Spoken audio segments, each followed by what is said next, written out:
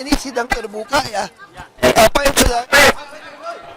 Apa yang saya sampaikan di sidang terbuka boleh saudara-saudari kutip itu aja. Benar ada oplosan nggak Pak ternyata? Kan terbukti nggak ada oplosan kan, blending kan. Blending ya Pak ya? Iya. Korupsi 285 triliun benar nggak Pak? Saya juga nggak tahu hitungannya gimana. Pak Ahok, makasih Pak Ahok. Hari ini di persidangan hari ini kita menghadirkan Bapak Basuki Cahayapurnama sebagai saksi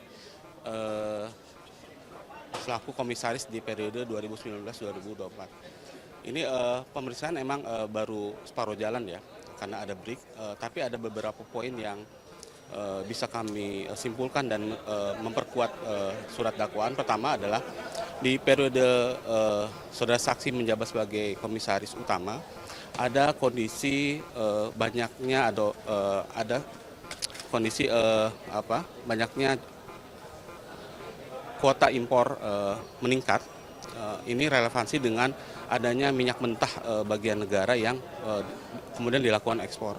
Ini berakibat kebutuhan untuk minyak mentah menjadi tinggi, kemudian dilakukanlah impor minyak mentah, kemudian ada impor BBM juga. Ini kausalitasnya dengan nanti ada dampak ekonomi tinggi dengan penyewaan kapal untuk pengangkutan. Samping itu ada kebutuhan storage atau penyimpanan bahan bakar. Nah, nanti dikaitkan juga dengan dakwaan kami adanya kebutuhan di 2014 ketika zaman Bu Karen menjabat selaku direktur utama, ada faktor tidak adanya kebutuhan Pertamina untuk melakukan sewa terminal, tetapi faktanya dilakukan sewa terminal BBM di Merak itu karena ada kepentingan pihak ketiga, dalam ini terdakwa Muhammad Keri. Nah, rangkaian tadi kan Pak Ahok secara operasional memang tidak terlibat di dalam operasional PT Pertamina karena jabatan saksi selaku komisaris utama. Tapi benang merah dari keterangan saksi ini, beliau memotret adanya penyimpangan-penyimpangan itu. Dan tadi saksi juga di akhir masa jabatannya di sekitar Januari 2014 pernah mengundurkan diri karena ada beberapa kebijakan yang menurut dia tidak sejalan dengan prinsip menjalankan Pertamina yang dia pahami seperti itu. Sehingga kesimpulannya keterangan Pak Ahok ini sejalan dengan keterangan saksi lainnya, yaitu Ibu Nike, kemudian Pak Arcanda kemarin, yaitu menggambarkan adanya penyimpangan tata kelola mulai dari hulu sampai hilir dalam periode 2013 sampai 2024 seperti itu. Pak, kalau tadi ada disampaikan oleh saksi Pak Ahok sendiri untuk memeriksa lebih lanjut terhadap pada saat itu dan Presiden saat itu, bagaimana tanggapan daripada itu? Nah, itu kan fakta dari keterangan saksi Pak Ahok ya. Saksi sendiri tidak menjelaskan fakta yang mana, kemudian detail perbuatannya seperti apa, itu tidak pernah dikemukakan di persidangan seperti itu. Tidak ada dokumen atau keterangan Pak Ahok yang bisa kita pastikan bahwa fakta tadi ada seperti itu.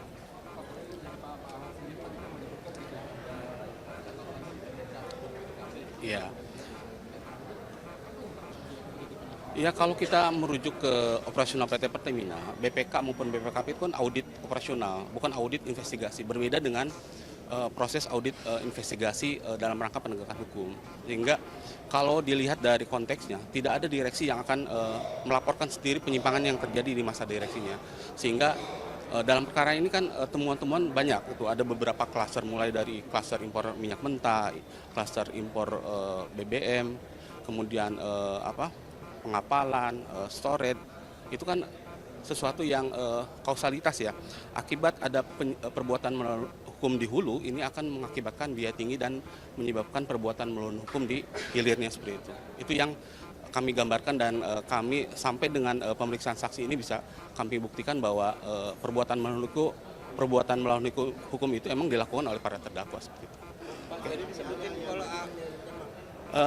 Nanti di sesi kedua kami akan menghadirkan ahli keuangan negara, kemudian ahli hukum HAN ya, nanti karena ini keterkaitan dengan beberapa terdakwa ini kan menjabat sebagai direksi PT Pertamina, sehingga dari sisi kebijakan atau hukum administrasi negara kita akan menyoroti apakah kebijakan yang diambil oleh para direksi ini menyimpang dari aspek hukum HAN tadi seperti itu. Pak, tadi Pak bilang kalau main golf itu hal yang biasa di Pertamina. Main golf itu biasa, main bola biasa, main apa biasa, tapi menjadi luar biasa ketika ada kepentingan pihak lain misalkan dibiayai oleh pihak swasta, karena ini direksi kan statusnya BUMN ya, ada etika yang harus dijunjung tinggi.